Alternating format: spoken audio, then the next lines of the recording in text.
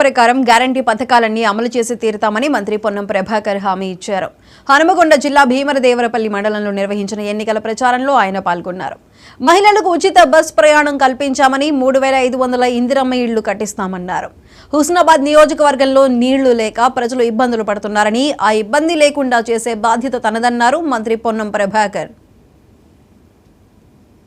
Congress party ఇచ్చిన మాట ప్రకారంగా అసలు ఎవరు ఊహించలే.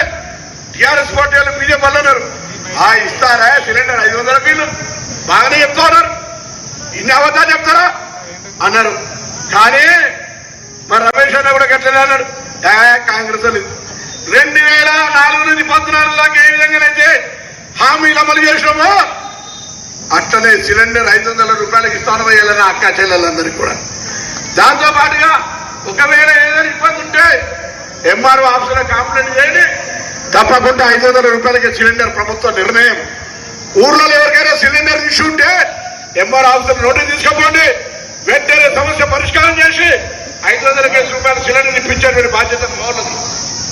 అదేవిధంగా 200 యూనిట్ల కరెంటు, మీరు 200 యూనిట్ల కరెంటు కాల్చుకోవడంతో పాటుగా అమ్మా చాలా కాలంగా ఎదురు చూస్తున్నటువంటి డబల్ బెడ్రూమ్ రాలే.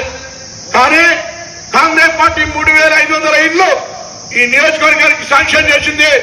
ఇళ్లు లేని వాళ్ళందరికీ కూడా మొదటి దశలో 3500 ఇందిరమ్మ ఇళ్ల పేరు మీద 5 లక్షల రూపాయలు ఇవ్వబోతున్నాం అనేటువంటి మాట సందర్భంగా మనం చేస్తాము.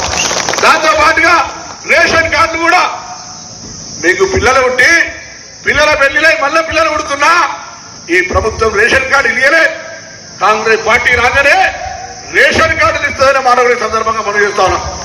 మిగిలింది పెన్షన్ 4000, పెన్షన్ రాని కొత్తగా ఉండేటువంటి అర్హులైన వాళ్లకు పెన్షన్, ఇది కాంగ్రెస్ బాధ్యత.